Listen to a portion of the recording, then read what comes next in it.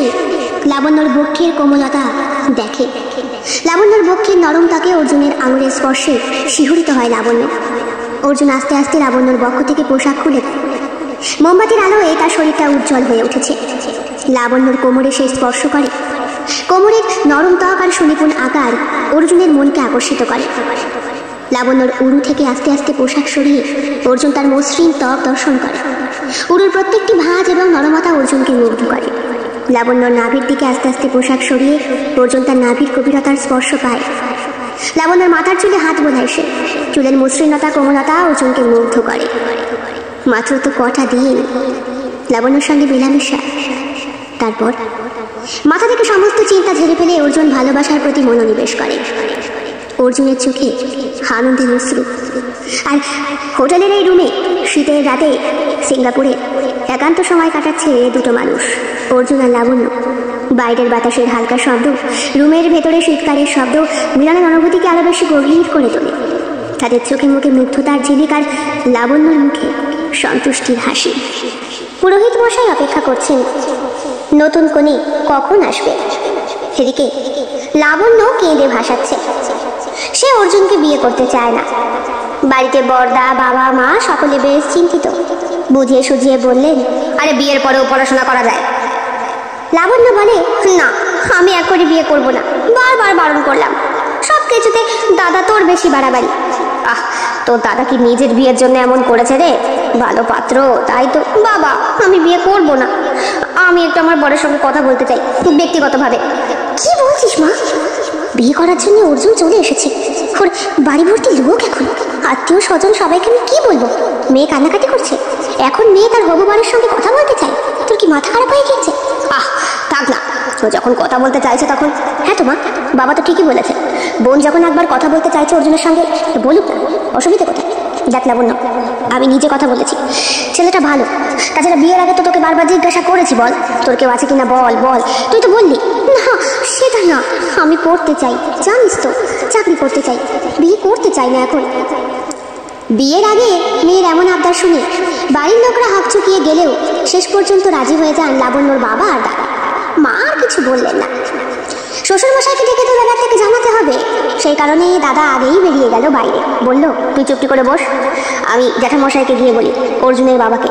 উনি তো এসেছেন গার্জিয়ান হিসাবে, যদি উনি সায় দেন। এগে লাবণ্য কোথায় বাবা? হ্যাঁ, জিজ্ঞেস করলেন বয়স্ক মানুষটি। একটু আমতা আমতা করে লাবণ্য দাদা এগিয়ে যায় অর্জুনের বাবার কাছে। আসলে জ্যাঠামশাই, একটু ছোট্ট অসুবিধা হয়েছে। কি অসুবিধা হয়েছে আবার? লাবণ্য শরীর টরীর না, শরীর ঠিক আছে।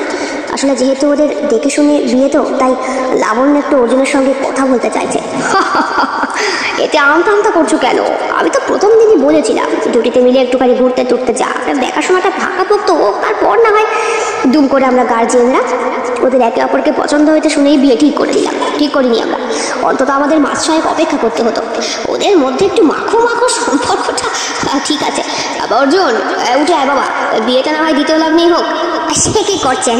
এবার বিয়ে লগ্ন পেরিয়ে যাচ্ছে, আমার আবার আর একটা বিয়ে। আরে মৌসুম তো, ছেলে মেয়ে একটু কথা বলতে চাইছে, আরে লগ্ন নিয়ে পড়েছে। লাবণ্য অর্জুনের সঙ্গে দেখা করতে চায়। নির্দিষ্ট একটা ঘর ফাঁকা করে দেওয়া হয় ওদেরকে। লাবণ্য কান্না করছে। অর্জুন মুখের দিকে তাকায়নি ওর। বর বেশে সে এসেছে। অর্জুন, আমি একটা কথা বলতে চাই আপনাকে। আমার পক্ষে আপনাকে বিয়ে করা সম্ভব হচ্ছে না। আমি নিজের পায়ে দাঁড়াতে চাই। অর্জুন তাকায় এবার লাবণ্যর দিকে। ঠান্ডা স্বরে বলে, দেখুন, আমিও বুঝতে পারছি, আমিও আপনাকে ঠিক মানতে পারছি না। অ্যাকচুয়ালি মিতা আমার গার্লফ্রেন্ড, ওকে বিয়ে করা আমার দরকার ছিল। আমি ওকে ভালোবাসি, কিন্তু আপনাকে বিয়ে করলেও আমি কিন্তু কখনো আপনাকে ভালোবাসতে পারবো না। লাবণ্য বুঝতে পারে তার পড়াশোনা করে জীবনে দাঁড়ানোর পথটা একদম পরিষ্কার। এখন বিয়ের আসরে সবাই যেহেতু প্রস্তুত, তাই বাধ্যতামূলক বিয়েটা ওদের করতে হবে। সে হাততালি দিয়ে বলে, এটা খুব ভালো কথা। আচ্ছা, আগে আমাদের যে দেখাশোনা হলো তখন কেন আপনি আমার সঙ্গে পার্সোনালি কথা বলতে চাননি বলুন তো? বিকজ আমি মনে মনে মিতাকে পছন্দ করি, বাড়িতে বলতে পারিনি, তাই। মিতার কথা কেন বলতে পারিনি? বললে আর আমাকে বিয়ে করতে হতো না, আর আমাকে ওইভাবে সাজতে হতো না, পড়াশোনাটা করতাম। এখন কি হবে? কি করা যায় বলুন তো? আচ্ছা, একটা কাজ করা যায়, আপনিও তো আমাকে স্বেচ্ছায় বিয়ে করছেন না, আমিও জোর করে বিয়ে করতে হচ্ছে। বাবা মা জোর করে বসিয়ে দিয়েছে, আপনি তো বারণ করতে পারতেন, সে আবার করিনি। ওই যে মাথার উপরে দাদা আছে না, সে নিজেও তো একজনকে ভালোবাসে, কথা দিয়ে বসে আছে, তা আমাকে পালনা করতে পারলে বৌদিকে কি করে বাড়িতে আনবে? ওহো, কিন্তু এরকম করে তো দুটো মানুষের জীবন নষ্ট করার ওদের কোনো অধিকার নেই। এক্স্যাক্টলি এই কথাটি আমি আমার বাড়ির লোককে বলতে চাই, আমিও বলতে চেয়েছি অনেকবার। বাবা মা কেউ শোনেনি, মিতাকে ওরা পছন্দ করে না, মিতা শুধু আমাকেই ভালোবাসে, আমার বাড়ির লোককে। ও আচ্ছা আচ্ছা, যদিও আপনার ব্যক্তিগত ব্যাপারে খুব একটা জিজ্ঞাসা করার অধিকার আমার নেই, ইচ্ছেও নেই, করতেও চাই না, তবুও মনটা কেমন কৌতূহলী হয়ে উঠছে। যেই মেয়ে আপনার ফ্যামিলি মেম্বারদের পছন্দ করে না, সেই মেয়েকে আপনি দেখুন, এটা আমার, হ্যাঁ সরি, আপনার ব্যক্তিগত ব্যাপার, প্রথমেই তো বলে দিলাম। আচ্ছা, একটা কাজ করলে হয় না অর্জুনবাবু? বিয়েটা আমরা করি, কিন্তু আমরা ডিভোর্স নিয়ে নেব। ডিভোর্স?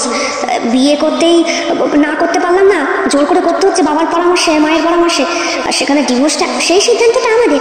তখন আমরা বলবো আমরা একে অপরের সঙ্গে অ্যাডজাস্ট করতে পারছি না, তোমরাই করতে দাওনি, আমাদেরকে একে অপরকে বুঝতে দাওনি, জানতে দাওনি, 6টা মাস ওয়েট করোনি, দুম করে দেখে পছন্দ হয়ে গেল, বিয়ে করতে বাধ্য করলে। হ্যাঁ, এই বিষয়টা কিন্তু লাবণ্য আমি ভেবে দেখিনি, কথাটা একদিকে আপনি ঠিকই বলেছেন। তাহলে ওই ডিলটাই ফাইনাল রইল, কথাটা মনে থাকবে তো? বিয়ের পরে আবার গুলি মেরে দেবেন না তো? ভুলে যাবেন না তো? আরে না, মনে করিয়ে দেওয়ার জন্য মিতাই যথেষ্ট। কথাটা বলে ফোনটা বার করে অর্জুন দেখালো লাবণ্যকে। এই নিয়ে 320 বার সে কল করেছে, ধরেনি। এখনো পর্যন্ত মিতা যে গাড়ি নিয়ে চলে আসেনি, এটা অর্জুনের কপাল ভালো, যেহেতু অর্জুন দিব্যি টিব্বি দিয়ে তাকে থামিয়ে রেখেছে। ঠিক আছে, তাহলে আমরা বিয়ে করি, কিন্তু আপনাকে আমাকে ছুঁয়ে প্রতিজ্ঞা করতে হবে, আপনি কিন্তু আমাকে ডিভোর্স দেবেনই দেবেন। অর্জুন মাথা নাড়ে, লাবণ্যর হাতটা ধরে বলে, আমি প্রতিজ্ঞা করছি, আমি ডিভোর্স দেবই দেব। অর্জুন একজন উচ্চ সুদর্শন এবং সফল ব্যবসায়ী, তার চেহারায় একটি আভিজাত্য এবং শক্তির ছাপ স্পষ্ট, তার চোখগুলো বড় বড়, বয়স 35 হলেও কাঁচা পাকা চুল রয়েছে, শক্ত সামর্থ্য শরীর এবং ফর্মাল পোশাকের মধ্যে তাকে অত্যন্ত আভিজাত্যপূর্ণ দেখায়। মেয়েদেরকে সে সম্মান করে, কিন্তু লাবণ্যর ক্ষেত্রে বিষয়টা একটু অন্যরকম। অর্জুন তাকিয়ে লাবণ্যকে দেখে, লাবণ্য অর্জুনের থেকে অনেকটাই ছোট বয়সে, সে সবেমাত্র গ্র্যাজুয়েশন কমপ্লিট করেছে, আরও বেশি পড়াশোনা সে করতে চায়, ইচ্ছে সরকারি চাকরি, যেহেতু তার দাদাও একটি কলেজে পড়াশোনা করায় তাই। লাবণ্য দাদা আর অর্জুন প্রায় সমবয়সী, না তারা একে অপরকে বন্ধু হিসাবে চেনে না, কিন্তু অর্জুন লাবণ্য দাদাকে যথেষ্ট সম্মান করে। শুধু দাদা কেন, বাড়িতে বাবা মা সকলকে সম্মান করে অর্জুন, বিষয়টা জানে লাবণ্য। দেখাশোনা করার মাস কয়েকের মধ্যেই ওদের বিয়েটা কেমন যেন ঠিক হয়ে গেল। বাধা দেওয়ার চেষ্টা করেছিল, তবুও আটকানো গেল না প্রজাপতির বন্ধনকে। লাবণ্য খুবই সুন্দরী, তার মসৃণ ত্বক, দীঘল চুল, শাড়ি পরলে তাকে দেবীর মতো দেখায়, তার কোমল হাসি এবং সরলতা অন্য সব মেয়েদের থেকে তাকে আলাদা করে তোলে। সে পড়াশোনা আর কেরিয়ারের জন্য বিশেষ চিন্তিত, চোখে সবসময় দীপ্তির ছাপ স্পষ্ট। বাবা মার পছন্দ করা পাত্রীকে তো বিয়ে আমায় করতেই হবে, তা কখনোই ভাবতে পারিনি। মিতার বয়সটা বেশি হয়ে গিয়েছে বলে বাবা মা রাজি হলো না, যেহেতু আমি আর মিতা প্রায় সমবয়সী। কিন্তু পাত্রী নিজেও তো আমাকে পছন্দ করে না, অথচ বিয়েটা করতে হচ্ছে। বিয়ের আসরে পুরোহিত মন্ত্র পড়তে শুরু করেছে। পুরোহিত মশাই বললেন, ব্রাহ্মণ দেবতার মন্ত্র উচ্চারণের মাধ্যমে বিয়ের অনুষ্ঠানটা তাহলে শুরু করি। লাবণ্য এবং অর্জুন দুইজনেই চুপচাপ। লাবণ্য মনে মনে ভাবছে, পড়াশোনা করতে চাই, কিন্তু বিয়েটা বাধ্যতামূলক। তবে অর্জুন আমায় ছুঁয়ে প্রতিজ্ঞা করেছে, আমাকে সে ডিভোর্স দেবেই দেবে। তবুও যত তাড়াতাড়ি সিঁদুরদানের মুহূর্ত এগিয়ে আসে, তত বেশি ভয় লাবণ্যকে ঘিরে ধরে। অর্জুন ওর কথা রাখবে তো? বিয়ের পিড়িতে বসেই অর্জুনের হাতে যখন সিঁদুরটা, অনিচ্ছাকৃতভাবে লাবণ্য সেও যখন তাকিয়ে রয়েছে অর্জুনের দিকে, অর্জুন মনে মনে ভাবে, লাবণ্য আমি সত্যি বিয়েটা করতে চাই, মিতা এখনো আমার জীবনে রয়েছে। আর ওদিকে লাবণ্য ভাবে, অর্জুন আমি জানি তুমি মিতাকে ভালোবাসো, আমি নিজেও পড়াশোনা করতে চাই, আমি তো নিজেই এই বিয়েটাকে মানছি না। সুতরাং এই মুহূর্তে সিঁদুর দান থেকে শুরু করে পুরোহিতের সমস্ত কিছু রিচুয়াল, এগুলো আমরা দুঃস্বপ্ন মনে করে ভুলে যাব। অর্জুন এবং লাবণ্যর বিয়েটা হয়ে যায়। পরিবারের সকলে বেশ খুশি, কিন্তু ওদের ভেতরে তখনও পর্যন্ত একটা অন্যরকম ভাব ফুটে উঠেছে। অর্জুন মনে মনে বলে, পরিবারের সম্মানের খাতিরে তোমাকে বিয়েটা করলাম। আর অন্যদিকে লাবণ্য ভাবে, আমি জানি আমাদের সম্পর্কটা কেবলমাত্র কাগজে কলমে, তবে আমি আমার দায়িত্ব ঠিক পালন করব। মিতা অত্যন্ত আকর্ষণীয় এক সুন্দরী, বিয়েতে হঠাৎ করে লাল শাড়ির সৌন্দর্যে নিজেকে ফুটিয়ে তুলেছিল সে। তার শারীরিক সৌন্দর্য অর্জুনকে বিশেষভাবে আকর্ষণ করে। তার কনফিডেন্স, ব্যক্তিত্ব সকলের থেকেই সম্পূর্ণ রকমের ভাবে আলাদা। বিয়ের পরে আত্মীয় স্বজনেরা নতুন দম্পতিকে নিয়ে যখন ফিরে আসছে অর্থাৎ শ্বশুর বাড়ি, তখনই মিতাকে এক ঝলক দেখতে পেয়েছিল অর্জুন। মিতা বসেছিল চুপ করে আত্মীয় স্বজনের পাশেই, গা ঢাকা দিয়ে। কিন্তু এত বছরের প্রেমের সম্পর্ক, তাই মিতার উপস্থিতি বুঝতে পারা অর্জুনের পক্ষে খুব একটা কষ্টকর ছিল না। সে লাল শাড়ি পরে এসেছিল, চুপ করে দাঁড়িয়েছিল, অর্জুনের কানের কাছে দাঁড়িয়ে বলেও গিয়েছিল অনেক শুভেচ্ছা। শেষ পর্যন্ত বিয়েটা তাহলে করেই ফেললি? মিতা, তুই এখানে এইভাবে? দেখ কিভাবে চলে এলাম। বাহ, তোমার সঙ্গে পরিচয় করতে এলাম বলে লাবণ্যর দিকে তাকিয়ে হেসেছিল মিতা। অর্জুন তখন নতুন বউকে নিয়ে সবে তার বাড়ির ভিটেতে দাঁড়িয়েছে। লাবণ্য চেনে না মিতাকে, কারণ অর্জুন তার ছবি দেখায়নি। ধন্যবাদ, তোমায় খুব সুন্দর লাগছে, মিতা বলে। অর্জুন মিতার দিকে তাকিয়ে রয়েছে, তার চোখের ভেতরে একটা অন্যরকম ভয় দেখা দিচ্ছে। লাবণ্য, আলাপ করিয়ে দিই, আমার পুরনো বন্ধু মিতা, সে তোমাকে শুভেচ্ছা জানাতে এসেছে। লাবণ্য শান্তভাবে হাসে, নাকের নোলকটাকে হাত দিয়ে দুলিয়ে বলে, আমি বুঝতে পেরেছি। কি বুঝতে পেরেছি রে? আমি সবেমাত্র ঢুকলাম ওকে নিয়ে। আত্মীয় স্বজনের মধ্যে এখনো কত রিচুয়াল পালন করতে হবে, এরই মধ্যে তুই চলে এলি। হট করে যদি বাবা মা চলে আসে, বলতো ভালোই তো। আমি তো জানি তোর মা বরণ করবে না। যেখানে তোর বাড়িতে বয়স্করা বর্তমান, তোর দুঃসম্পর্কের জেঠিমণি, মামিমা, এরা থাকতে না না মাও বরণ করতে আসবে। তুই এখন যা। তুই আমি তাড়িয়ে দিচ্ছিস অর্জুন, তুই পারলি? কত কষ্ট করে নিজেকে সামলিয়ে কতবার তোকে ফোন করেছি তোর বিয়ের দিন। সিঁদুরদানের সময় তোর আমার মুখটা মনে পড়লো না? তুই অত সুন্দর একটা বাচ্চা মেয়েকে বিয়ে করে নিয়ে চলে এলি। এবার কি করবি? শোন মিতা, শোন, আমি পুরো ব্যাপারটা তোকে পরে বলছি। আর এখন তুই বইয়ের পাশে বসে বসে আশীর্বাদের সন্দেশ মিষ্টি খাচ্ছিস? হ্যাঁ, আমাকে এমন করে দান করে রেখেছি আত্মীয়দের পাশে। আমি সত্যি যেন কোথাকার ঝাড়। আমি বুঝতে পারছি তোর কষ্টটা, কিন্তু আমার কথাটা শোন না। আমি কোনো কথা শুনতে চাই না, আমি কোনো কথা শুনতে চাই না বলে মিতা। তার চোখে জল চলে আসে। অর্জুন সত্যিই বুঝতে পারেনি মিতা যে এইভাবে চলে আসবে। এক্সকিউজ মি, কি তুমি আবার উঠে এলে কেন? না মানে উনি আমার পাশে বসেছিলেন, একসাথে আমাদের বরণ হচ্ছিল। হঠাৎ করে উনি তোমাকে দেখে উঠে এলেন বলে ঘরে সবাই কানাঘুষো করছে। দেখেছিস মিতা, শুরু হয়েও গেছে। এক্ষুনি খবরটা মায়ের কানে যাবে। আর তোকে দেখে ফেললে কি হবে? আমাকে দেখে ফেললে হুলস্থুল কাণ্ড হবে। যে সিঁদুর আমার স্মৃতিতে ওঠার কথা ছিল, যেখানে আমার বসার অধিকার কথা ছিল, সেখানে তুই। আপনি কিছু চিন্তা করবেন না, অর্জুন আর আমি আপনার সঙ্গে আছি। সবটা আমি জানি। সত্যি? তুমি সবটা জানো? মিতা তাকায় লাবণ্যর দিকে। অর্জুন, তুই ওকে? অর্জুন মিতার প্রতি আর সহানুভূতি লুকোতে পারে না। লাবণ্য তা বুঝতে পারে। তাদের এই নীরব দ্বন্দ্ব লাবণ্যর মনের মধ্যে গভীর একটা কষ্টের সৃষ্টি করেছিল ঠিকই, কিন্তু লাবণ্য নিজের মনকে বুঝিয়ে দেয় নতুন বউ হিসাবে সে বাড়িতে এসেছে। অর্জুনের ইচ্ছে তাকে অবশ্যই গুরুত্ব দেওয়া উচিত। মিতা কতটা কষ্টে বধূবরণের দিনে চলে এসেছে দেখতে অর্জুনের নতুন বউকে।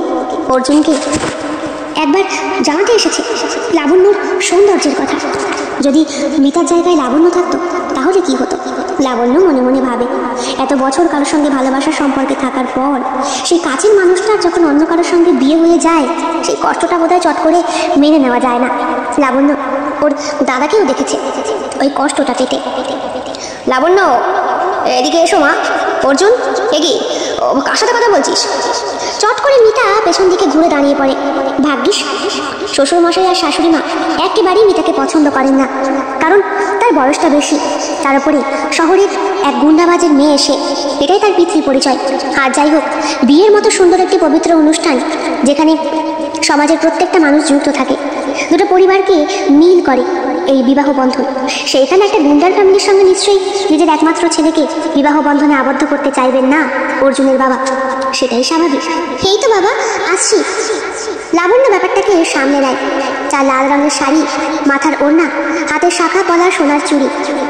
কোন একটা অধিকারী যেন অর্জুনের ডান হাত ধরে সে রীতিমতো যেখানে তাদের বরণ হচ্ছিল সেইখানে নিয়ে গিয়ে দাঁড় করায়। অর্জুন বেশ হকচকিয়ে যায় লাবণ্যর এত বড় সাহস দেখে। মিতার সঙ্গে তার সম্পর্কটা বহু বছরের, তাদের মধ্যে মেলামেশাটা অনেক গভীর, কিন্তু এতটা অধিকার বোধ এইটুকু একটা বাচ্চা মেয়ে দেখাবে এটা আশা করতে পারেনি। প্রায় বয়সে 12 বছরের বড় অর্জুন। হা করে দাঁড়িয়ে দেখছো কি? বসো, দেখছো না বাবা মা ডাকছে? ওরে বাবা, মিতাদি ঠিক আছে, আমি তো বুঝিয়ে বললাম, বিষয়টা আমি জানি। এরপরে নিশ্চয়ই আর বেশি চিন্তা করতে হবে না। আচ্ছা, যখন ডিভোর্স অ্যাপ্লাই করবো তখন না হয় মিতাদিকে সঙ্গে করে নিয়ে যেও, তাহলে ওর কান্নাকাটি বন্ধ হবে তো। লাবণ্য এমন স্বাভাবিকভাবে পুরো বিষয়টাকে হ্যান্ডেল করে ফেললো যেটা অর্জুন করতে গিয়ে হিমশিম খেয়ে যাচ্ছিল। অর্জুন তাকিয়ে লাবণ্যকে থ্যাংক ইউ জানায়। লাবণ্য হাসে তার চোখের দিকে তাকিয়ে। পরের দিনই বৌভাতের অনুষ্ঠান, কিন্তু হঠাৎ করেই অর্জুনের ঠাকুমার শরীরটা প্রচণ্ড খারাপ হয় বৌভাতের অনুষ্ঠানটা পেছানো হয়েছে। বলা হয়েছে যখন করা হবে তখন আবার সকলকে নিমন্ত্রণ করা হবে। লাবণ্য উঠে পড়ে লেগে গিয়েছিল ঠাকুমার সেবা যত্ন করতে। সবে মাত্র এসছে মেয়েটা, এসেই এত কাজ, হাসি মুখে সবার সাথে কথাবার্তা, এমনকি রান্নাঘরের দায়িত্বটা পর্যন্ত নিজের ঘাড়ে তুলে নিয়েছে লাবণ্য। শাশুড়ি মাকে ছেড়ে দিয়েছে ঠাকুমা শাশুড়ির সেবা যত্ন করায়। লাবণ্য, রান্নাটা কিন্তু ভালোই হয়েছে রে মা, পরিবারের সবাই তো রান্নার প্রশংসা করছে। ধন্যবাদ বাবা, আমি চেষ্টা করছি। আসলে বিয়ের আগে টুকটাক করতাম, মা খুব একটা রান্না করে ঢুকতে দিত না, কিন্তু এখানে এসেই ঠাকুমা অসুস্থ হয়ে পড়লো আমারই পায়ের জন্য। হে আবার কি কথা, এসব কথা কেউ বলে? শাশুড়ি মা ধুমকে বললেন। আমি তো আশীর্বাদ করছি, তুমি আমার পরিবারের গৃহলক্ষ্মী হয়ে এসেছো। তুমি সবাইকে এত ভালো রান্না করে খাওয়াচ্ছ। আমি তো এরকমই একটা বউ চেয়েছিলাম যে কিনা সবার সঙ্গে চট করে মিশে যেতে পারে। কাজটা বড় কথা নয় রে মা, মুখের ভালোবাসাটাই। দেখেছিস, দেখ কত সুন্দর মেয়েকে নিয়ে এসেছি। আর তোর কি উল্টোপাল্টা পছন্দ, কোনটার মেয়ে? বাদ দাও সব কথা। অর্জুনের জীবনে মেয়েটা এখন সম্পূর্ণ অতীত, লক্ষ্মী হিসাবে এখন লাবণ্য এসেছে। লাবণ্য, আজ সত্যিই রান্নাটা খুব ভালো হয়েছে। অর্জুন চুপচাপ খাওয়া চালিয়ে যায়। 10 দিন হয়েছে সে অফিস ছুটি নিয়েছে। 11 দিনের দিন থেকে তার জয়েন করার কথা। অষ্টমঙ্গলাতেও ঘুরতে যায়নি লাবণ্য, বাড়িতে ফোন করে বলে দিয়েছে ঠাকুমার সিরিয়াস অবস্থার কথা। 4 দিন ঠাকুমা হাসপাতাল থেকে বাড়ি এসেছে, অনেকটাই দুর্বল। যদিও মানুষটার বয়স প্রায় 95-এর কাছাকাছি, তবুও যতক্ষণ শ্বাস ততক্ষণ আস। সবাই চেষ্টা করছে, আয়া রয়েছে, তবুও শাশুড়ি মাকে খুব একটা কাজকর্ম করতে দেয় না লাবণ্য। সে নিজেই সামলানোর চেষ্টা করছে, কোমরে কাপড় গুজে পাকা গিন্নির মতো। অর্জুন সারাদিন যেহেতু বাড়িতে থাকে তাই দেখতে পায় লাবণ্যর সমস্ত কাজ। মনে মনে ভাবে, সত্যি মেয়েটা খুব ভালো রান্না করে। লাবণ্য আত্মবিশ্বাসী, সে শুধু এটুকুই চায় সবাই খুব ভালো থাকুক এবং সুখে থাকুক। রাতে লাবণ্য আর অর্জুন তাদের শোবার ঘরে, একসঙ্গেই ওরা শোয়, কিন্তু বিছানার দূরত্বটা তাদের কাছে আলোকবর্ষ দূরত্ব থেকেও অনেক বড় কিছু। অর্জুন, একটা কথা বলবো? বলো। আমি জানি তুমি মিতাদিকে ভালোবাসো, আমি তোমার ভালোবাসায় কাঁটা হয়ে দাঁড়াতে চাই না। আমি চাই তোমরা খুব ভালো থাকো, সুখে থাকো। তাই তুমি কেন আমার জন্য এতটা ত্যাগ স্বীকার করছো? তুমি খুব শান্ত এবং ভালো, যেভাবে আমার পরিবারটাকে গুছিয়ে নিয়েছো। দেখো, আমি বিশ্বাস করি ভালোবাসার মধ্যেও একটা স্বাধীনতা আছে। আমি শুধু চাই তুমি আর তোমার পরিবার ভালো থাকো। যেহেতু আমি এখন তোমার পরিবারের বউ, তাই আমার কর্তব্যগুলো আমি শুধু করছি, আর কিছুই না। অর্জুন অবাক হয়ে নীরব হয়ে তাকিয়ে থাকে। তুমি আমার জন্য এত কিছু করছো, অথচ আমি তোমার জন্য কিছুই করতে পারছি না। তোমার খুশি আমার খুশি অর্জুন। অর্জুনের কিন্তু বাকি কথাটা আর বলা হয় না। লাবণ্য ওইটুকু বলে শুয়ে পড়ে অর্জুনেরই পাশে। মাঝখানে শুধু কোল বালিশের দূরত্ব। ওরা নিজেরাই নিজেদের মধ্যে এমন একটা ডিল করে নিয়েছিল। লাবণ্য ঘরের কাজ, রান্না আর নিজের পড়াশোনার মধ্যে সময় কাটায়। অর্জুন লক্ষ্য করে লাবণ্য সবসময় পরিবারের সকলের খেয়াল রাখে, তার নিজের ওপরে খুব একটা খেয়াল নেই। নিজের পছন্দ অপছন্দকে তোয়াক্কা করে না, তবে খুব পরিশ্রম করতে ভালোবাসে মেয়েটা। শাশুড়ি মা বলেন, তুমি একটু বিশ্রাম নাও তো, অনেকক্ষণ নিচে কাজ করছো। আমি ঠিক আছি, কাজ করতে আমার ভালো লাগে। বাপের বাড়িতেও কেমন করতে? না না, মা তো খুব একটা করতেই দিত না কাজকর্ম। এখানে এসে আমার বেশ ভালো লাগছে। আসলে মনে হচ্ছে পুরো সংসারটা আমার। বাড়িতে দাদা থাকতো তো, আর মাঝে মাঝে হবু বৌদি আসতো, এমন ভাব করতো যেন আমি ওই বাড়ির কেউ না। ও, দাদার বিয়ে ঠিক হয়ে গেছে? হ্যাঁ, দাদা একজনকে ভালোবাসে। দাদা আর আমার হবু বৌদি প্রায় সমবয়সী, কিন্তু এখন ভাবছি মা বাবা কি করে থাকবে। কেন? না, বৌদিটা তো না কেমন, সবার সঙ্গে মিলেমিশে থাকতে পারে না। জানো মা, আমাদের বাড়ি এসে আমাকে আমার রান্নাঘরে ঢুকতে দিত না, বের করে দিত। ভালো করে কথা পর্যন্ত বলতো না। কিন্তু তুমি তো ভালো করে কথা না বলার মেয়েই না, এসেই সবার সঙ্গে আলাপ জমিয়ে দিয়েছো। তুমি তাহলে বলো বাবা। বলে লাবণ্য শ্বশুর মশাইয়ের বুকের কাছে গিয়ে দাঁড়ায়, বাবাকে জড়িয়ে ধরে বলে, আমি কি খারাপ? না, আমার বৌমাকে যে খারাপ বলবে তার মতো খারাপ পৃথিবীতে আর কেউ নেই। শাশুড়ি মা হেসে বলে, অনেক হয়েছে, এবার ছাড় দেখি, ছাড় বাবাকে, ছাড়, যা কিন্তু সরে যা। অর্জুনটাকেও বলি হারি, বউটা সারাদিনে তো কাজ করে, তোরই বাবা কি দরকার অফিসে সারাদিন বসে থাকার? তুই বাড়িতে আয়, ওকে একটু পড়াগুলো দেখিয়ে দে, ওর তো পড়ার ইচ্ছে। দিনের পর দিন অর্জুন লক্ষ্য করে লাবণ্য নিষ্ঠা আর ভালোবাসার প্রতি তার দায়িত্বশীলতা। মেয়েটার প্রতি এত ভালোবাসা থাকা হওয়া সত্ত্বেও লাবণ্যর প্রতি একটা ভালো লাগার অনুভূতি দিন দিন বাড়তেই থাকে অর্জুনের। মিতা আমার জীবনের বিশেষ অংশ, কিন্তু লাবণ্য যেইভাবে সবার জন্য নিজের প্রতি স্যাক্রিফাইস করছে, ত্যাগ স্বীকার করছে, আমি সত্যি লাবণ্যকে অবহেলা করতে পারছি না।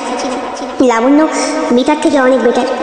মিতা সবসময় আমাকে একা চায়, আমার পরিবারকে, বাবাকে, আমার ঠাকুমাকে, কাউকে সে চায় না, শুধু আমার সঙ্গে সে থাকবে। বিয়ের আগেই তো তার বাবা ফ্ল্যাট বুক করে ফেলেছে আমাদের নামে। বিয়ে করে আমরা সেখানে চলে যাব। যদি সেখানে গিয়ে থাকি, আমার বাবা মারও তো বয়স হচ্ছে, একদিন তো তারাও ঠাকুমার মতোই বৃদ্ধ হবে। তারা কি তখন চাইবে না যে তাদের ছেলে বৌমাটা অথবা নাতি নাতনিটা তাদের পাশে এসে অন্তত একটু থাকুক, করে কমে না দেখুক, দূর থেকেই দেখুক, তবু একটু দেখুক। মেয়েটা যেভাবে আমাকে একা করতে চায়, লাবণ্য ঠিক তার উল্টোটা। বিয়ের অনেক দিন পর, প্রায় মাস তিনেক পর, লাবণ্যকে নিয়ে অর্জুন অষ্টমঙ্গলার রিচুয়াল পালন করতে গিয়েছিল। এরই মাঝে একবার মিতার সঙ্গে দেখা করেছে অর্জুন। মিতার কাছে বলেছে সব ঠিকঠাক আছে, ডিভোর্সের জন্য অ্যাপ্লাই এখনো করিনি। হোয়াট, এখনো করিসনি? আজকে মাস থেকে হয়ে গেল, একটা ফোন করিস না, দেখা করিস না।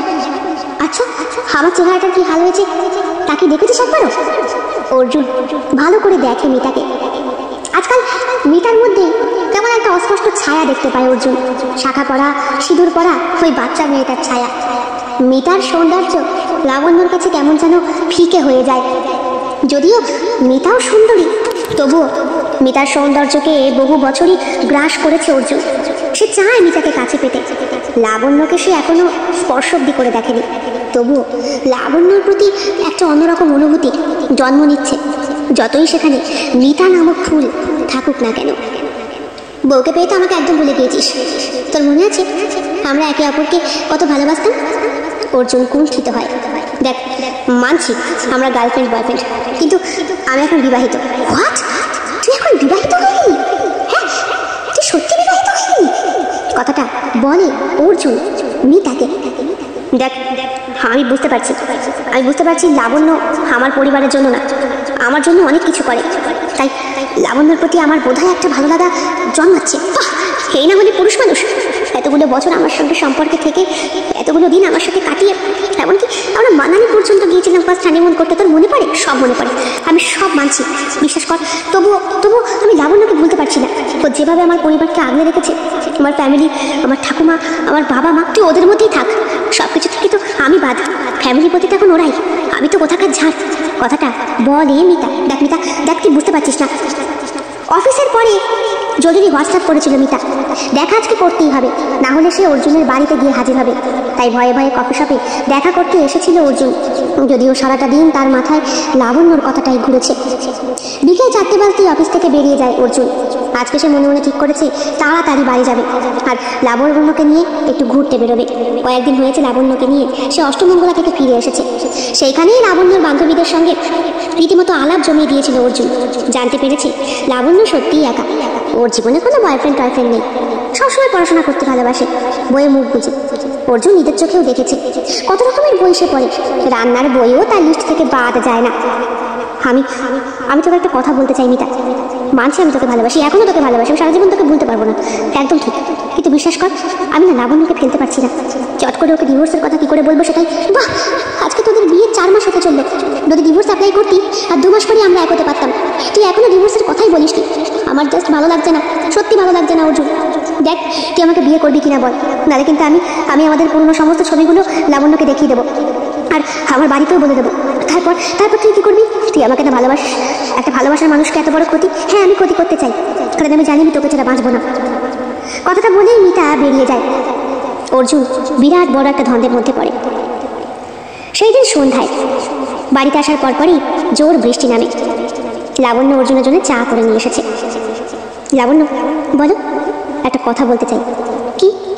আমি বুঝতে পারছি তুমি শুধু আমার পরিবারের জন্য না, আমার জন্য অনেক কিছু করছো। অর্জুন, এগুলো তুমি কি বলছো? হ্যাঁ লাবণ্য, আমি বুঝতে পারছি তুমি আমার জীবনে একটি বিশেষ স্থান অধিকার করছো। আমি হয়তো তাকে ভালোবাসি, কিন্তু তোমার প্রতিও আমার একটা ভালোবাসা তৈরি হচ্ছে। অর্জুন, তুমি কি বলছো এগুলো? হ্যাঁ, আমার মনে হচ্ছে, বিশ্বাস করো। কথাটা অর্জুন বলে লাবণ্যর মুখের দিকে তাকিয়ে। লাবণ্য বলে, কি বলবে বলো? অর্জুন তখন বুঝতে পারে সবটাই সে মনে মনে করেছে, কিছুই সে আগে থেকে করতে পারেনি। মানে মনের মধ্যেই মনের কথা, মুখ ফুটে আর বেরোলো না। বাড়ির থেকে এদিকে ঠাকুমা সুস্থ হয়ে যাওয়ার পরপরই অর্জুন আর লাবণ্যকে ঘুরতে পাঠানোর একটা বিরাট বড় সারপ্রাইজের আয়োজন করা হচ্ছে। শ্বশুরমশাই হানিমুনের টিকিট বুক করে রেখেছেন। উনি জানেন এদেরকে জোর করে না পাঠালে এরা ফ্যামিলিকে ছেড়ে কিছুতেই যাবে না। অর্জুনও সেই দিন মনে মনে ঠিক করেছিল লাবণ্যকে এসে সারপ্রাইজ দেবে, কারণ তাদের ঘুরতে যাওয়ার কথাটা অর্জুনের কানে এসেছে। মিতার সঙ্গে কথা কাটাকাটি হয়েছিল প্রচুর, প্রায় ঝগড়া অশান্তির মতো। তবুও মিতার সঙ্গে এখন ঝগড়া অর্জুনের কাছে খুব একটা গুরুত্বপূর্ণ বলে মনেই হয় না। তুই শিওর ও তোকে ভালোবাসে? মিতা জিজ্ঞেস করেছিল। হ্যাঁ, এটা বাস্তব সত্যি। আমি লাবণ্যকে আমার জীবন থেকে মুছে ফেলতে পারছি না। আমি জানি লাবণ্য আমাকে ভালোবাসে। তুই লাবণ্যকে এতটা ভরসা করিস অর্জুন? লাবণ্য যেভাবে আমার পরিবারের লোকের সঙ্গে ব্যবহার করে, আমার ভালো লাগা না লাগার খেয়াল রাখে, যেটা তুইও আজ পর্যন্ত রাখিসনি, করিসনি কোনোদিন। তো নিজের ইচ্ছে মতো সব কিছু করেছিস, কারণ তুই স্বাধীন চেতা, তোর উপরে জোর খাটানো যায় না। কিন্তু দেখ, লাবণ্য নিজের ইচ্ছেকে দমিয়ে রেখে আমার পরিবারকে খুশি করার চেষ্টা করে। এত বড় কম্প্রোমাইজ কেন করে বলতো? হ্যাঁ, মিতা খানিকক্ষণ ঝিম মেরে বসেছিল, তারপরে বলে, তুই কি তাহলে আমাদের সম্পর্কটাকে এখানেই ব্রেকআপ করতে চাস? আমার কাছে আর কোনো অপশন নেই মিতা। আমি মানছি এক সময় তোকে ছাড়া আমি বাঁচতে পারতাম না, এই কথাটা একদম ঠিক, ভাবতে পারতাম না। কিন্তু এখন দেখছি লাবণ্য আমার জীবনে সমস্ত কিছুর ভরসা হয়ে উঠেছে। তুই শিওর তুই ওকে ছাড়া বাঁচতে পারবি না? হ্যাঁ, লাবণ্যকে ছাড়া আমি বাঁচতে পারবো না। লাবণ্য আমাকে, আমার পরিবারটাকে আগলে রেখেছে। তুই তো সবসময় আমাকে একা একা নিতে চাস, একা ফ্ল্যাট, একা ঘর। একবারও বলিস না সেখানে আমার বাবা মা বা ঠাকুমা থাকবে। দেখ, ওদের তো বয়স হয়েছে, আমার তো আর কোনো ভাই বোন নেই, কে দেখবে বল? কিন্তু বিদেশে তো বিদেশের কথা বাদ দে, আমাদের এখানকার কালচার যেরকম, আমাকে সেইভাবেই চলতে হবে। এটাই তাহলে তো শেষ কথা? মিতা জিজ্ঞেস করেছিল অর্জুনকে। অর্জুন ঘাড় নেড়ে সম্মতি জানায়। অর্জুন নিজের গাড়ি নিয়ে বাড়ির পথে রওনা হয়। মনে প্রাণে সে লাবণ্যকে সারপ্রাইজ দেবে, তাদের একটা ছোট্ট ফুলের স্টিক উপহার দেবে এসে লাবণ্যকে। গাড়িতেই সেটা রেখে দিয়েছে। লাবণ্যকে নিয়ে তারপরে ঘুরতে বেরোবে। আজকে বলবে, চলো তোমায় নিয়ে কোথাও ঘুরে আসি, তোমাকে সারপ্রাইজ দেবো। তাকে বলবে এই যে সে কতটা তাকে ভালোবাসে। ঘরে প্রবেশ করতেই অর্জুন দেখে বাবা মার জুতো বাইরে নেই। সাধারণত ব্যালকনিটা গ্রিলে দরজা দিয়ে ঘেরা, তার বাইরেই জুতোপত্র থাকে। পাঁচিল দিয়ে ঘেরা বাড়ির পাঁচিলের বাইরে যে গেট, সেইখানে তালা বন্ধ সবসময় থাকে না, একমাত্র রাত্রেবেলায় বন্ধ করা হয়। আজকে গেটটা ভিতর দিক থেকে বন্ধ, যদিও অর্জুন কায়দা করে খুলে ফেলতে পেরেছে। আর ঘরে ঢুকেই দেখলো বাবা মার চোখে জোড়া রাখা নেই, অর্থাৎ বোধহয় কোথাও বেরিয়েছে।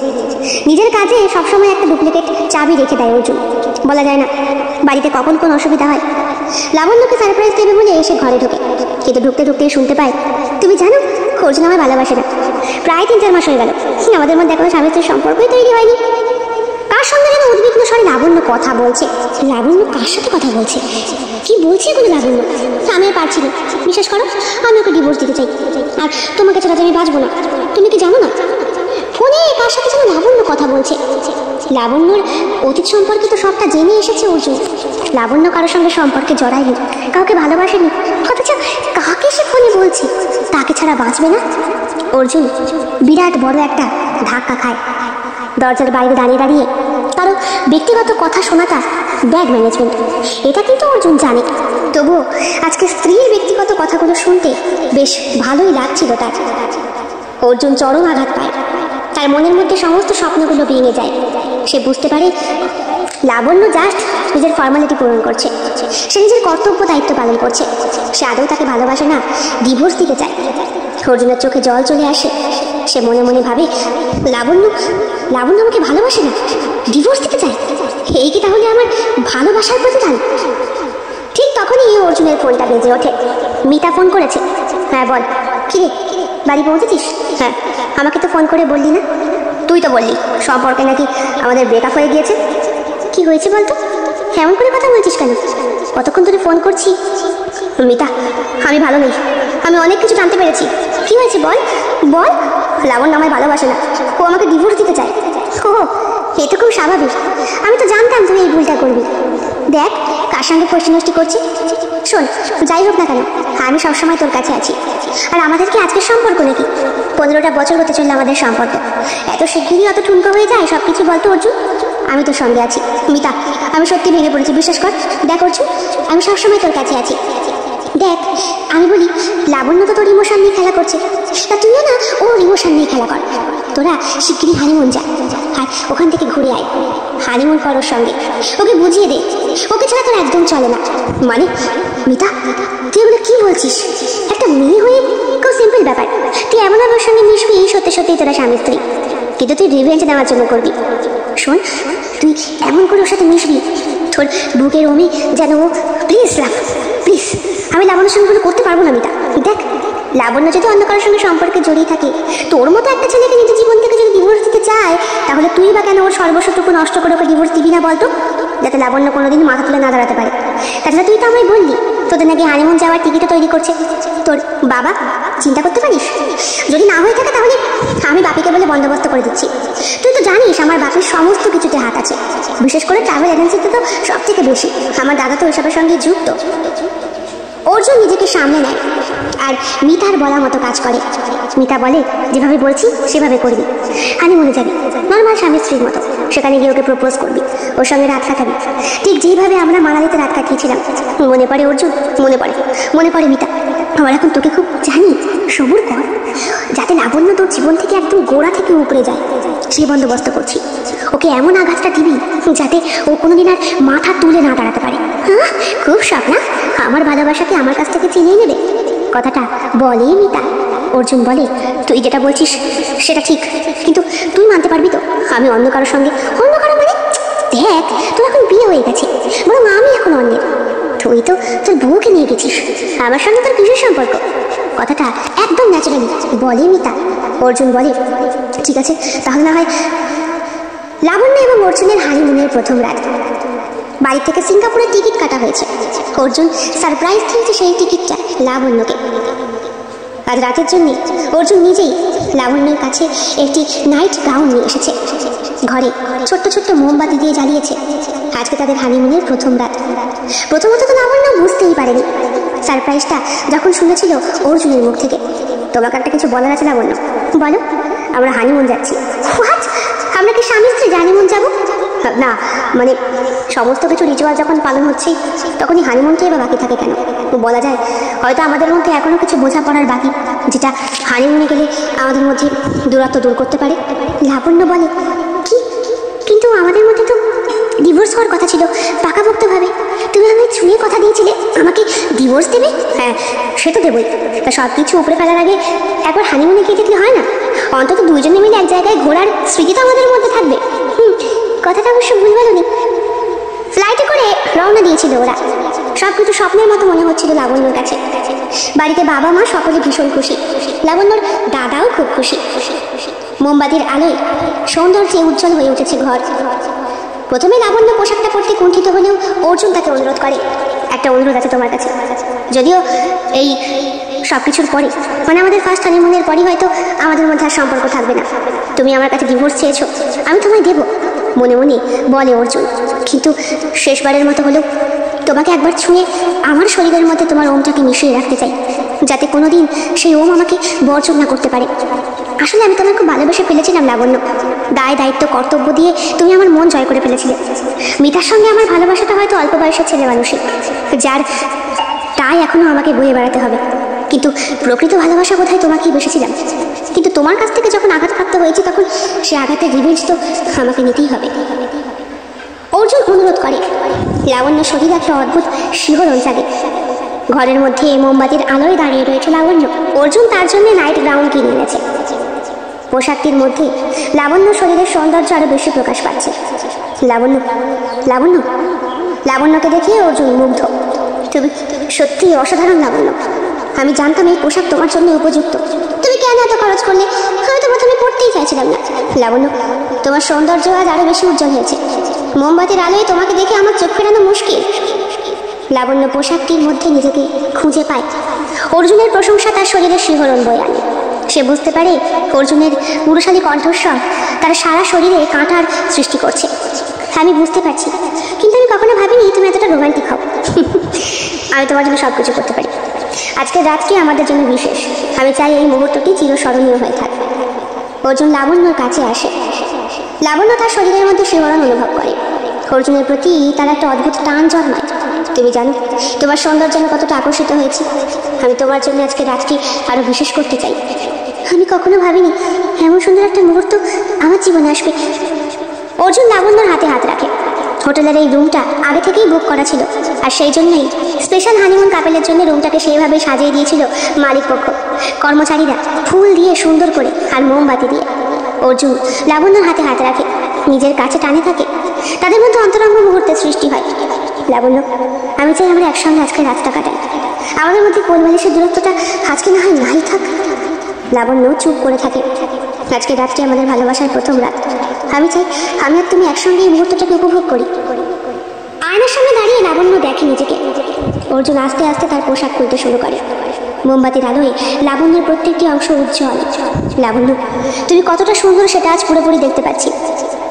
তুমি তুমি দেখো।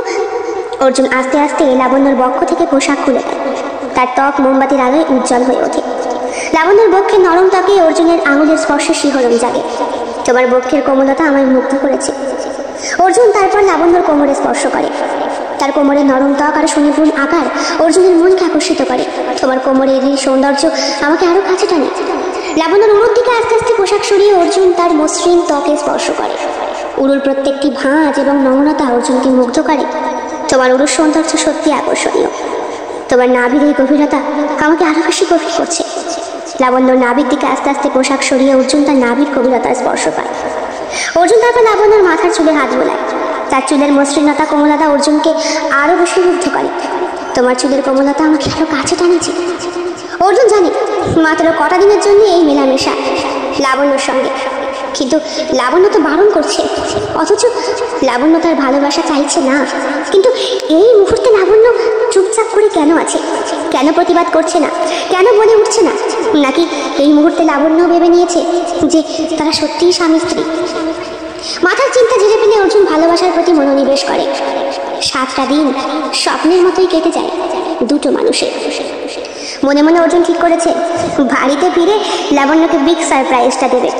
ডিভোর্স পেপার তৈরি হয়ে গেছে, এটা সে জানাবে। তার খুব কাছের বন্ধু শতদ্রুকে জানিয়ে রেখেছিল অর্জুন। শতদ্রু মিতাকেও খুব ভালো করেই চিনত। হঠাৎ করে অর্জুনের বিয়ে হয়েছে লাবণ্যর সঙ্গে শুনে সেও কিছুটা হকচকিয়ে গিয়েছিল, আর ডিভোর্স দেবে শুনে সেও কিছুটা খুশিই হয়েছিল। শীতের রাতে সিঙ্গাপুরের হোটেল রুমে একান্ত সময় কাটাচ্ছে অর্জুন আর লাবণ্য। অর্জুন মাথার সমস্ত চিন্তাকে ঝেড়ে ফেলতে চাইছে। বাইরে বাতাসের হালকা শস্য শব্দ আর রুমের মধ্যে মৃদু আলোর মাঝে তাদের মিলনের অনুভূতি। অর্জুনের চোখে মুগ্ধতার ঝিলিক, লাবণ্যর মুখে সন্তুষ্টির হাসি। লাবণ্য, আমি জানি আমাদের শুরুটা কিছুটা কঠিন ছিল, তবে আজ রাতে আমি তোমার চোখে সেই মুগ্ধতা দেখতে পাচ্ছি যা আমি সবসময় খুঁজেছি। অর্জুন, আমি জানি আমাদের এই মুহূর্তটা আমি তোমাকে সম্পূর্ণভাবে অনুভব করতে চাই।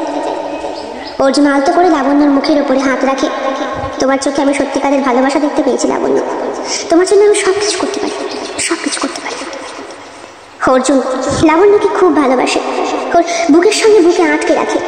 দুটো শরীর কম্বলের নিচে লেপ্টে রয়েছে, অথচ অর্জুনের চোখে সুখের অশ্রু। মিলনের মুহূর্তে হৃদয়ে একে অপরের সঙ্গে মিশে যাওয়া শব্দহীন ভাষায় শুধু উষ্ণতার অনুভূতি, ভালোবাসার প্রকাশ পায়। এই মুহূর্তে তাদের মধ্যে কোনো দূরত্ব নেই, কেবলমাত্র ভালোবাসায় তাদের মধ্যে গভীর থেকে গভীরতর হয়ে ওঠে। রাত্রির মিলনের মুহূর্তে শরীর এবং হৃদয়ের চরম সুখে, যেখানে লাবণ্যর চোখে আনন্দের অশ্রু, একে অপরের প্রতি ভালোবাসা। এই মিলনের মাধ্যমে নিজেদেরকে নতুন করে আবিষ্কার করা, তারা একে অপরের মধ্যে হারিয়ে যায়। লাবণ্য, এই 1 সপ্তাহ সত্যি অসাধারণ ছিল। তোমার সঙ্গে আমি প্রত্যেকটা মুহূর্তেই কিন্তু উপভোগ করেছি। আমি সিঙ্গাপুরের এই 7টা দিন কোনোদিন ভুলতে পারবো না অর্জুন। অর্জুনের ফোনটা বেজে ওঠে। তাদের হানিমুন আজ শেষ হয়েছে, আর এই 7 দিনে একবারও ফোন করেনি তাদেরকে মিতা।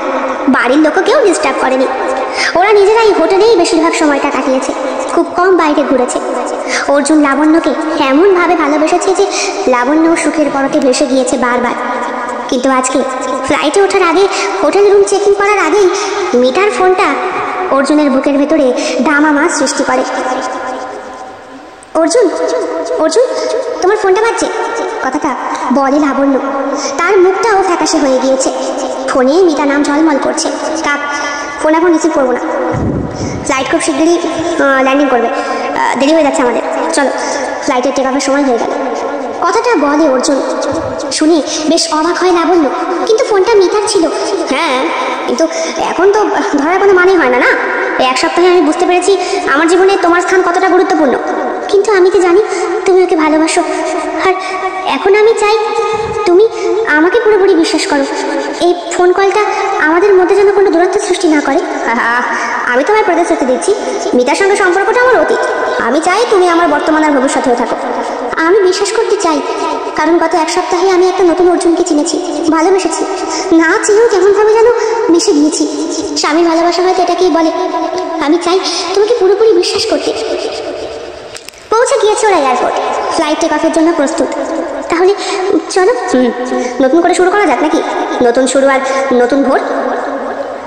ওদের ফ্লাইট ল্যান্ড করেছে সুন্দরভাবে। আগে থেকে গাড়ি বুক করে রেখেছিল অর্জুন, কলকাতায় নেমে যাতে কোনো অসুবিধে না হয়। অর্জুন এবং লাবণ্য বিমানবন্দর থেকে গাড়িতে ওঠে। এদিকে এসো, চলো। হ্যাঁ, ওঠো। গাড়িতে উঠতেই লাবণ্য অবাক হয়ে তাকিয়ে থাকে। গাড়ির ভেতরে মিতা বসে আছে, চোখে সানগ্লাস আর পরনে কালো শাড়ি। মিতা লাবণ্যকে বলে, তুমি ওই ড্রাইভারের পাশে গিয়ে বসো। আঙুল দিয়ে নির্দেশ করে মিতা। অর্জুন তাকিয়েছিল নিজের ফোনের দিকে, শুধু বলল, তুমি এখানে? হ্যাঁ, আমার পাশে বসো তো তুমি, বলে মিতা অর্জুনকে। অর্জুন নীরবতা পালন করে, ঘাড় নেড়ে সম্মতি জানায় আর বসে পড়ে মিতার পাশে। লাবণ্য অবাক হয়ে তাকিয়ে থাকে। তার সানগ্লাস তার চোখের জলকে ঢেকে রেখেছে। এই 7 দিন সিঙ্গাপুরে কাটানো ও জীবনের সব থেকে বড় প্রাপ্তি মুহূর্তগুলো সব কেমন এলোমেলো হয়ে যাচ্ছে লাবণ্য। মিতা বলে, লাবণ্য তুমি জানো না অর্জুন আমার জীবনে কতটা গুরুত্বপূর্ণ। তার সাথে তোমাদের সম্পর্কেও আমি সব কিছু জেনে গিয়েছি। তুমি তো জানো আমার এখন অর্জুনকে কতটা প্রয়োজন। তাছাড়া অর্জুন তো আমাদের সম্পর্ক সম্পর্কে তোমাকে সবটাই বলেছে, প্রায় 15 বছর। এখন অর্জুনের একটিই কাজ, তোমাকে ছেড়ে দিয়ে আমাকে আপন করা। আমি জানি, কিন্তু ভেবেছিলাম এই 7 দিন কেবল একটা মিথ্যে স্বপ্ন মনে করে সবকিছুকে ভুলে যেও। কিন্তু বুঝলে লাবণ্য, আমি জানি অর্জুন সবসময় আমার ছিল আর আমারই থাকবে, এটাই তো বাস্তব। লাবণ্য চুপ করে বসে রয়েছে। ড্রাইভার গাড়ি চালাচ্ছে। গাড়ি ধীরে ধীরে বিমানবন্দর ছেড়ে শহরের দিকে এগোতে থাকে। লাবণ্য জানলা দিয়ে বাইরের দিকে তাকিয়ে, চোখের জলে সানগ্লাস ঢাকা। জীবনের কঠিন বাস্তবতার মুখোমুখি হয়েছে লাবণ্য। অর্জুন ও মিতা তাদের সম্পর্কের পুনর্নির্মাণে মগ্ন। অন্যদিকে লাবণ্য একা, কষ্টে আর দুঃখে ডুবে যাচ্ছে সে। অধিকারবোধ অর্জুনের প্রথম রাত্রিতেই যদি লাবণ্যকে বাধা দিত, কিন্তু কেমন যেন ফিল হয়েছিল ওর। স্বামী স্ত্রীর মধ্যে প্রকৃতিগত সম্পর্কটা হওয়া খুব স্বাভাবিক। অর্জুন বিকেলে লাবণ্যকে নিয়ে তার বন্ধু শতদ্রুর বাড়িতে যায়। সেখানে পরিচয় করানোর সঙ্গে সঙ্গে অর্জুন দেখে শতদ্রু আসলে লাবণ্যর বড়দা রঞ্জনের ঘনিষ্ঠ বন্ধু। অর্জুন আর লাবণ্য পাশাপাশি বসে। আরে লাবণ্য, অর্জুন, হে কি অর্জুন, তোর ওয়াইফ লাবণ্য? এসো এসো, কতদিন পর দেখা, কেমন আছো? অর্জুন বলে, ভালো আছি। তোর সঙ্গে পরিচয় করাতে নিয়ে এলাম লাবণ্যকে। লাবণ্য, ও তো রঞ্জনের বোন, আমি তোকে ভালো করে চিনি, খুব ভালো মেয়ে রে। আর পড়াশোনায় ওর জীবনের শেষ উদ্দেশ্য। আমি তো শুনেছি ওর পড়াশোনার আগ্রহের কথা। ধন্যবাদ, কথাটা বলে লাবণ্য। শতদ্রুদা, আমি চেষ্টা করছি পড়াশোনাকে আবার চালিয়ে যেতে। অর্জুন অবাক হয়ে তাকিয়ে থাকে। শতদ্রু, আমি লাবণ্যকে ডিভোর্স দিতে চাই। তুই বলতো এর জন্য কি কি ফর্মালিটি আছে? লাবণ্য এই কথায় চমকে ওঠে, তার চোখে জল আসে। অর্জুন, তুমি এই সিদ্ধান্ত হঠাৎ কেন নিলে? আমি তো এমন কিছু করিনি যাতে তুমি ডিভোর্সের কথা বলছো। সে কি, তুমি বিয়ের আগে আমাকে ছুঁয়ে প্রতিজ্ঞা করলে, আমি তোমায় ছুঁয়ে প্রতিজ্ঞা করলাম তোমাকে বিয়ের পরে আমি মুক্তি দেবো, ডিভোর্স দেবো। তাছাড়া বেচারি মিতার কথা তো তুমি জানো। শতদ্রু, তুই জানিস না? শতদ্রু চমকে ওঠে। সে বলে, দেখ, এত বড় সিদ্ধান্ত নেওয়ার আগে ভাবা উচিত। তাছাড়া তোরা তো 7 দিন হানিমুন কাটিয়ে আসলি, এরপরে সেরকম সিদ্ধান্ত? হ্যাঁ, আমি অনেক ভেবেছি শতদ্রু। লাবণ্য আমাকে ভালোবাসে না, ও পড়াশোনা করতে সুখী, আর পড়াশোনায় ওর জীবনের ডেস্টিনি। আমি ওকে মুক্তি দিতে চাই। আমার সঙ্গে থাকলে শুধু শুধু সংসার করতে গিয়ে, আমার বাবা মা ঠাকুমা দেখাশোনা করতে গিয়ে ওর নিজের লক্ষ্যেও কোনোদিন পৌঁছাতে পারবে না। ও এখন পড়াশোনা করুক। আচ্ছা, ওর কী এমন বয়স বল? এই বয়সে মেয়েদের বিয়ে হয় না, মাত্র 22 বছর। আর এখনই মনে মনে লাবণ্য চুপ করে কাঁদে। আমি কখনোই চাইনি আমাদের সম্পর্ক যে অতদূর পৌঁছাক, এইটা। কিন্তু আমি চেষ্টা করেছি সম্পর্কটাকে মজবুত করতে, মনে মনে ভাবে। শতদ্রু বলে, অর্জুন, লাবণ্য, দেখ, আমি ওকে খুব ভালো করেই চিনি, ও খুব ভালো মেয়ে। রঞ্জন রঞ্জন দেখে শুনে তোর সঙ্গে ওকে বিয়ে দিয়েছিল। আমি যদি আগে জানতাম যে তোর স্ত্রীর নাম লাবণ্য, তাহলে কখনই তোদের ডিভোর্সের ভারটা আমি নিতাম না। অনেক দেরি হয়ে গিয়েছে শতদ্রু, তুই কি বলবি ফর্মালিটি পূরণ করার কথা? আমি ওকে ডিভোর্স দিয়ে মিতাকে বিয়ে করবো। দেখ, আমার আর ভালো লাগছে না। তাছাড়া কতদিন হয়ে গেছে মিতার সঙ্গে আমার সম্পর্কের কথাটা তুই তো জানিস। আমি সবই জানি অর্জুন, কিন্তু যেহেতু আইন মেনে তুই লাবণ্যকে বিয়ে করেছিস, তার উপর ওর সঙ্গে হানিমুন কাটিয়েছিস, এখন যদি কোনো রকম অসুবিধা হয়ে গিয়ে ও যদি ইম্পসিবল, আমি সেই কাজই করিনি। আর সেটা বলে সম্পূর্ণ ওর দায়, আমার না। লাবণ্য চুপ করে তাকিয়ে থাকে। তুমি যা ভালো বুঝবে সেটাই হবে। অর্জুন মনে মনে ভাবে, লাবণ্য তুমি খুব চালাক, তাই না? তুমি আমার জীবন থেকে সব কিছু নিয়ে পালিয়ে যেতে চাইছো? খুব চালাক। দাঁড়াও, তুমি কার সাথে ফোনে কথা বলছো? আবার এমন ভাব করছো যেন ভাজা মাছটা উল্টেও খেতে পারো না। আচ্ছা, আমাকে একটা কথা বলতো, তোদের পরিবারের কেউ জানে? কথাটা জিজ্ঞেস করেছিল শতদ্রু। না, পরিবারের কাউকে কিছু বলার প্রয়োজন বোধ করিনি। তাছাড়া আমাদের মধ্যে সব কিছু হোক, তারপর না হয়। একে আমি লাবণ্যকে পছন্দ করি না, লাবণ্য যে আমাকে পছন্দ করে না এই কথাটা না জানিয়ে আমাদেরকে বিয়ে দেওয়া হয়েছে। পরে পড়াশোনা করতে চাই। আর তাছাড়া যদি ওর জীবনে কেউ থেকে থাকে তাহলে সেটা সম্পূর্ণ ওর ব্যক্তিগত ব্যাপার। লাবণ্য চুপ করে অর্জুনের মুখের দিকে তাকিয়ে অর্জুন নিজের মতো করে গুছিয়ে পুরো ব্যাপারটা শতদ্রুকে বলে। দেখ শতদ্রু, যত দ্রুত সম্ভব তুই ডিভোর্সের বন্দোবস্ত কর, যত টাকা লাগে আমি দেবো। তাছাড়া লাবণ্যের পড়াশোনার জন্য যাবতীয় খরচ আমি বহন করব। এই বিষয়টা আমার, কিন্তু বাড়ির কাউকে বলা যাবে না। শতদ্রু খানিকক্ষণ চুপ করে বসে থাকে। ঠিক আছে, ব্যবস্থা আমি করে দেবো, তবে আমি চাই তোরা আরেকবার ব্যাপারটাকে নিয়ে ভেবে দেখ, আরেকবার অন্তত। লাবণ্য কাঁদতে কাঁদতে অর্জুনের দিকে তাকায়। অনেকক্ষণ ধরে সে অপমানিত হচ্ছে। অর্জুন 7টা দিন ওকে এত ভালোবাসলো কি করে তাহলে? লাবণ্যর চোখে অসহায়তার প্রতীক। আমি আমি শুধু এটুকুই বলবো, অর্জুন যেটা ভালো থাকে সেটাই হবে। লাবণ্য আর অর্জুন বাড়িতে আসে। ওরা ডিভোর্স নিচ্ছে শুনে সকলেই বেশ অবাক। তোরা হানিমুন কাটিয়ে এলি, আর এখন সিদ্ধান্ত নিয়ে তোরা একে অপরকে ডিভোর্স দিবি? তোরা কি করছিস বলতো? অর্জুন বলে, আমাদের ডিভোর্সটা খুব দরকার মা, কারণ মিতাকে আমি ভালোবাসি। মিতা? সে তোর জীবনের অতীত বাবা। লাবণ্যর মতো মেয়ে তুই আরেকটা পাবি না। ও গৃহলক্ষ্মী। দেখ, গৃহলক্ষ্মী হতে পারে, কিন্তু পড়াশোনা করতে চাই, সেটা কি ওর দোষ? সে তো বিয়ের পরে আমিও পড়তে চেয়েছিলাম, তোর বাপি আমায় পড়িয়েছে, আমাকে গ্র্যাজুয়েশন কমপ্লিট করিয়েছে। তারপরে তুই চলে এলি, সেখানেই তো প্রবলেম মা। বিবাহিত জীবনে সন্তান চলে আসাটা স্বাভাবিক, আর কতদিনই বা আমরা প্রোটেকশনে ব্যবহার করব? আর যদি কোনোভাবে লাবণ্য প্রেগনেন্ট হয়ে যায়, তখন নিজেকে দোষী মনে করা ছাড়া আমার আর কোনো উপায় থাকবে না। এই জন্যই লাবণ্যকে আমি ফুলের মতো রেখেছি। কথাটা বলতে এ যেন অর্জুনের ঠোঁটে এতটুকু বাধ্য না। লাবণ্য মাথা নিচু করে দাঁড়িয়ে রয়েছে মেঝের দিকে তাকিয়ে। টপ টপ করে তার চোখ থেকে জল পড়ছে। লাবণ্যর বাড়িতে পুরো বিষয়টা জানার পরপরই রঞ্জন লাবণ্যকে নিয়ে চলে গেছে। অর্জুনকে বলে গিয়েছে, দেখে শুনে নিজের বোনটাকে যে জলে ভাসাতে হবে এটা ভাবতে পারিনি অর্জুন। ডিভোর্স যখন হয়ে গিয়েছে তখন লাবণ্য তোমার বাড়িতে আর কেনই বা থাকবে? কাগজ কলমটা তুমি পাঠিয়ে দিও, বোন সই করে দেবে। বোনের ডিভোর্সের থেকে বড় কিছু আর হতেই পারে না। লাবণ্যকে আমি হোস্টেলে রেখে পড়াশোনা করাবো। আর বোন, তোর জন্য আমিও বিয়ে করবো না রে। যাকে আমি ভালোবাসতাম সেও আমায় ধোকা দিয়েছে। দাদা? হ্যাঁ। অর্জুন মিতার সঙ্গে দেখা করে মাস 6 পর। মিতা, ডিভোর্সটা হয়ে গিয়েছে আমাদের, ভালোই হলো। যদিও লাবণ্যকে ভুলতে আমার অনেকটা সময় লেগেছে। লাবণ্যকেও দাদা অনেকদিন আগেই নিয়ে চলে গিয়েছিল, তবুও লাবণ্যর স্মৃতি আমার জীবন থেকে যাচ্ছিল না। তাই বাহ, ভালো তো। এই নাও বিয়ের কার্ড। গত 6 মাসে মিতা অর্জুনের সঙ্গে দেখা করেনি। লাস্ট ওই ট্যাক্সিতে বসে শুধু বলেছিল আমাকে পার্ক সিটে একটু দাঁড় করিয়ে দেবে। দাঁড়ানোর পর মিতা বলেছিল একদম ডিভোর্স পেপারে সই করে আমার সঙ্গে দেখা করবি, তার আগে নয়, কেমন? অর্জুন ঘাড় নেড়ে সম্মতি জানিয়েছিল। লাবণ্য সেই মুহূর্তেও অবাক হয়ে গিয়েছিল। মিতা আসলে চাইটা কি? এটা কি মিতা? আমার বিয়ের কার্ড। বিদেশে আমার হাজব্যান্ড ব্যবসা করে, আমার বাবার মতোই কুখ্যাত, বিখ্যাত নয় বুঝলি, একটু সন্ডা গুন্ডা মার্কা। তাছাড়া গুন্ডার মেয়েদের সবসময় গুন্ডার ঘরে যাওয়া উচিত, না হলে নিজের পয়সা ঠিক জমে না। এগুলো তুই কি বলছিস? তুই তো আমার গার্লফ্রেন্ড, তুই এভাবে আমাকে ছেড়ে দিতে পারিস না। অর্জুন, যে পুরুষ নিজের ভালোবাসার স্ত্রীকে, যার সঙ্গে 7 দিন 7 রাত ঘনিষ্ঠভাবে কাটিয়েও অন্য নারীর কথায় তার স্ত্রীকে ত্যাগ করতে পারে, সেই পুরুষকে অন্তত আমি বিশ্বাস করতে পারি না। তুই যে আমাকে ত্যাগ করবি না তার কি গ্যারান্টি আছে? তোকে বিশ্বাস করা কষ্টকর ব্যাপার। তুই একটা পশুর থেকেও বেশি বেঈমান রে, মিতা বলে। অর্জুন চুপ করে বসে থাকে। মিতা আরও বলে, সে জানায়, জানিস বেচারি লাবণ্য আমাকে ফোন করে কি কান্নাকাটি। একদিন বলল ও তোকে ভালোবেসে ফেলেছে, তোকে ছাড়া বাঁচবে না। আমার কাছে 7 দিন সময় চাইল, 7টা দিন তোর সঙ্গে একান্তে কাটাবে বলে। ওই 7 দিনের স্মৃতি জীবনে রাখবে। আমি বললাম ঠিক আছে, কারণ আমি ভেবেছিলাম হয়তো 7 দিন লাবণ্যর ভালোবাসায় ভুলে গিয়ে তুই আমাকে ল্যাং মারবি। বিশ্বাস করার জন্য আমাকে ল্যাং মারলেও কোনো দুঃখ ছিল না, কারণ লাবণ্যর চোখের জলে আমি তোর প্রতি ভালোবাসা দেখতে পেয়েছিলাম। তোর সঙ্গে আমার এতদিনের সম্পর্ক, অথচ তোর জন্য কোনোদিন আমি এই চোখের জল ফেলিনি। যেই ভালোবাসায় চোখের জল নেই, সেই ভালোবাসা কখনো সার্থক হয় না রে। আমি নিজে সেটা উপলব্ধি করেছি, আর আমাকে সেটা উপলব্ধি করিয়েছে আমার বর্তমান স্বামী। সেই আমায় জানিয়েছিল পুরো ব্যাপারটা। ভালোবাসায় নাকি কান্না আসবেই, কিন্তু তোকে দেখলে তো আমার কোনো রকমই কান্নার ফিলিংস জাগে না রে, হারাবার ভয়ও হয় না, কারণ আমি জানি তুই আমাতেই মাতাল। কিন্তু বেচারি লাবণ্য জানতো তুই আমাকে ভালোবাসতে গেলে লাবণ্যকে ছেড়ে দিবি, তাই লাবণ্যর সঙ্গে 7টি রাত কাটানোর কথা লাবণ্য জেনেও তোর সঙ্গে মিশতে চেয়েছে সে।